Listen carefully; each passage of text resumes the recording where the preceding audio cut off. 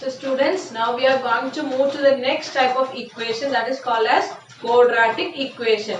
നമ്മൾ equations of one unknown ഉള്ളത് പഠിച്ചു, equations of two unknowns ഉള്ളത് പഠിച്ചു, അതെങ്ങനെയാ സോൾവ് ചെയ്യുന്ന രണ്ട് മെത്തേഡ്സും പഠിച്ചു.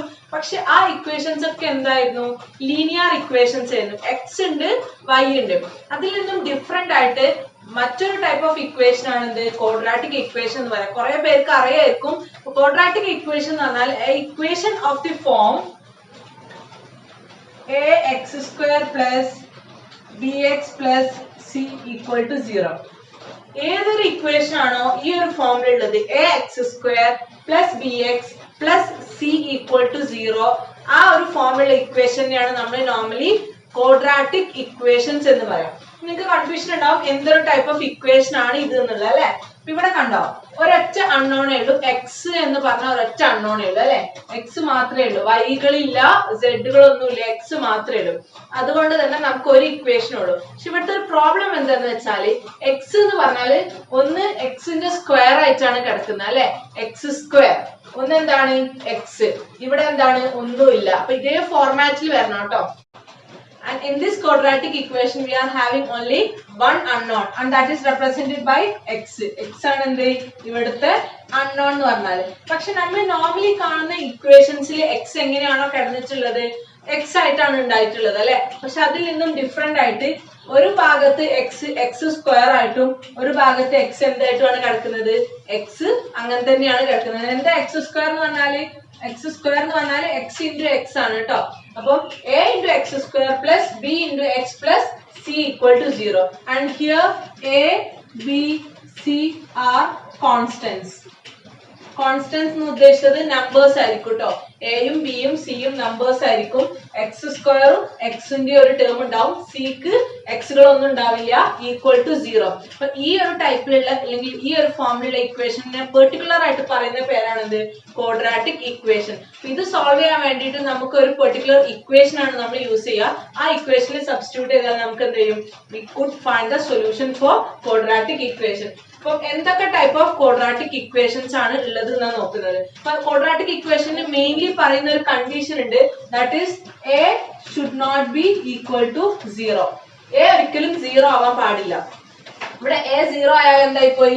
ഈ മൊത്തം ഈ ടേം എന്തായി പോകും? 0 ആയി പോകും. അപ്പൊ b X plus C equal to 0 മാത്രമല്ലേ ഉണ്ടാവും. അതൊരു ക്വാഡ്രാറ്റിക് ഇക്വേഷൻ അല്ല. അതൊരു ഇക്വേഷൻ ആയിരിക്കും, പക്ഷെ എന്തല്ല? ക്വാഡ്രാറ്റിക് ഇക്വേഷൻ അല്ല. അപ്പം ക്വാഡ്രാറ്റിക് ഇക്വേഷൻ ആണെന്നുണ്ടെങ്കിൽ the condition to be satisfied is a should not be equal to 0 and the equation should be in the form ax square plus bx plus c equal to 0. ഇനി നമ്മളുടെ രണ്ട് type of quadratic equations ഉണ്ട്. അതിൽ first type എന്ന് പറഞ്ഞാല്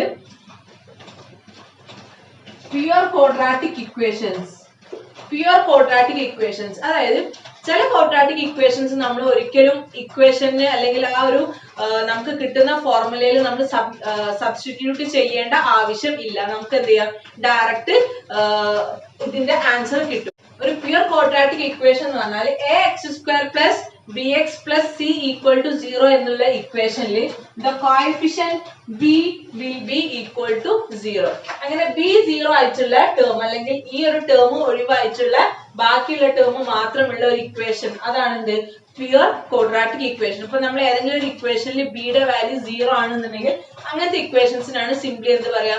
pure quadratic equation. അപ്പം A X square plus B X plus C equal to 0ല് B 0 ആയാൽ എന്താവും? ഈ ടേം മൊത്തം എന്തായി പോയി? 0 ആയി പോയി. ബാക്കി എന്തേ വരൂ? A X square plus c equal to 0. So this is the condition for pure quadratic equation. Normally നിങ്ങളുടെ അടുത്ത് ചോദിക്കുക quadratic equations of this form ആണ്.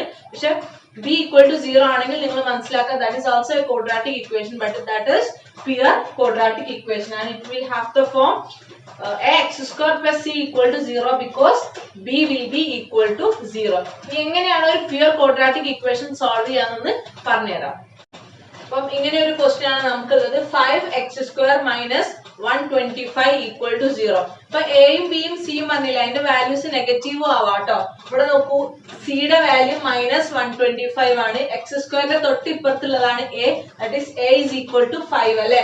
ഇവിടെ ബിയുടെ ടേം ഇല്ല, ബി എക്സ് എന്നുള്ള ടേം ഇല്ല. എന്തുകൊണ്ടാണ്?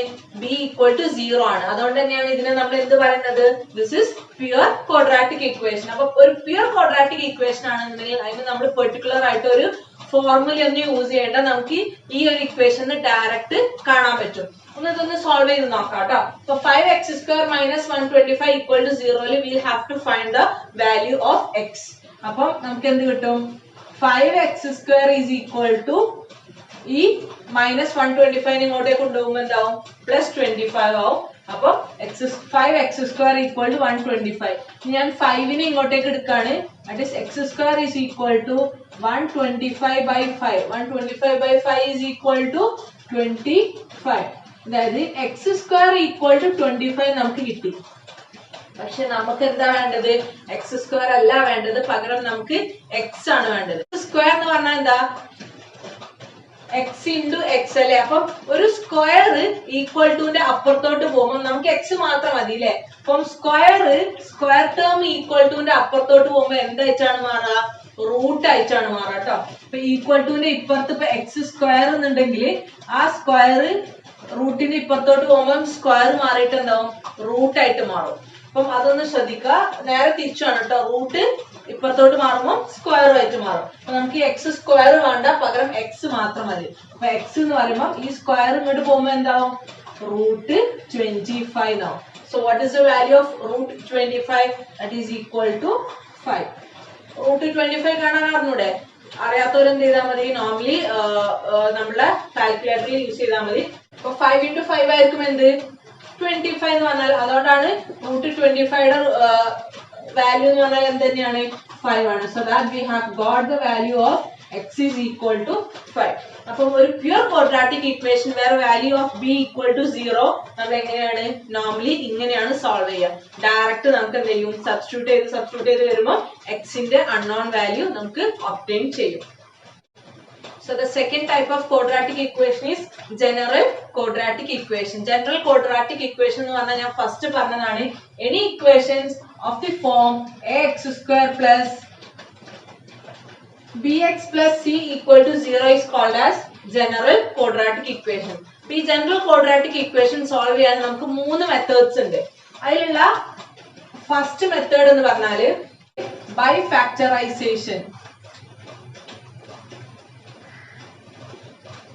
The second method is by completing the square.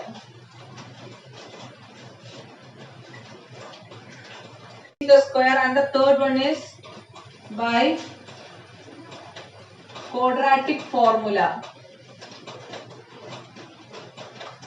അപ്പം ഈ 3 രീതിയിലാണ് നമുക്ക് ഒരു ജനറൽ ക്വാഡ്രാറ്റിക് ഇക്വേഷനെ സോൾവ് ചെയ്യാം.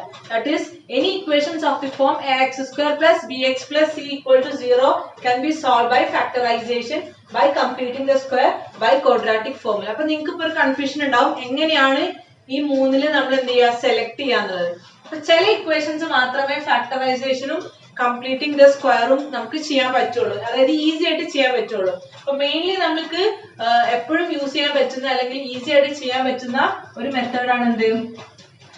ക്വാഡ്രാറ്റിക് ഫോർമുല യൂസ് ചെയ്തിട്ട്. And this is the most important method to solve the quadratic equation. നിങ്ങൾക്ക് എക്സാമിനൊക്കെ കൂടുതലും ചോദിക്കുക ക്വാഡ്രാറ്റിക് ഫോർമുല യൂസ് ചെയ്തിട്ടാണ് കേട്ടോ. അപ്പം ഇത് രണ്ടും നമുക്ക് ഓപ്റ്റ് ചെയ്യാം. ചില സിറ്റുവേഷനിൽ മാത്രം ഈസി ആയിരിക്കും. പക്ഷെ ഞാൻ ജസ്റ്റ് ഒന്ന് പറഞ്ഞുതരാം എന്താണ് ഈ 3 മെത്തേഡ്സിൽ എങ്ങനെയാണ് സോൾവ് ചെയ്യാന്നുള്ളത്.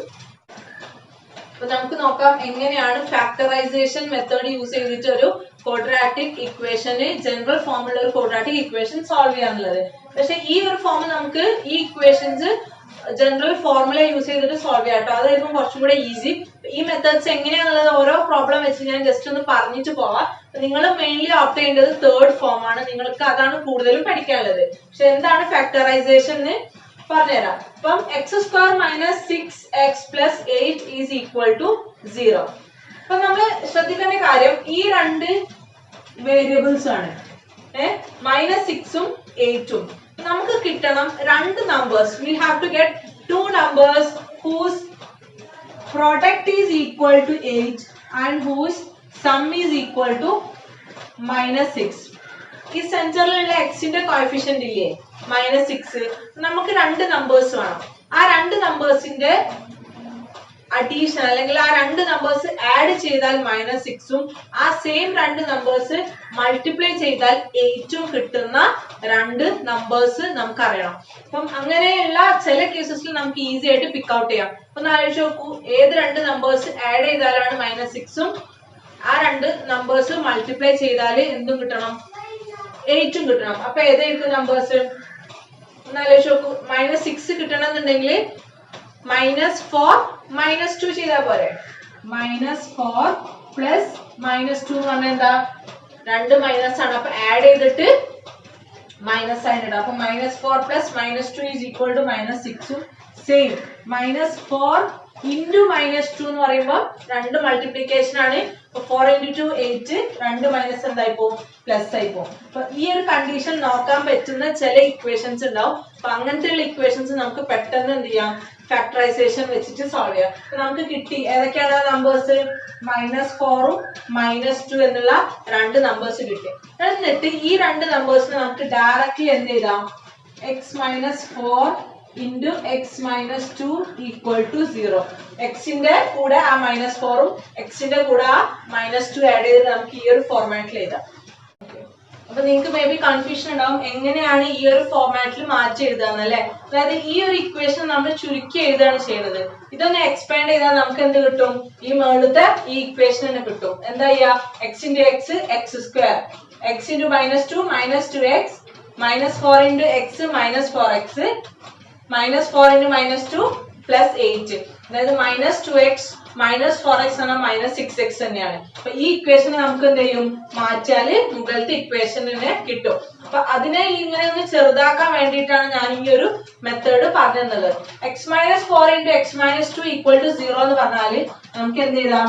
ഇതിനെ സെപ്പറേറ്റ്ലി x - 4 equal to 0 എന്നും x - 2 equal to 0 എന്ന് എഴുതാം അല്ലെ. അപ്പൊ x - 4 equal to 0 എന്ന് പറഞ്ഞാൽ എന്താ?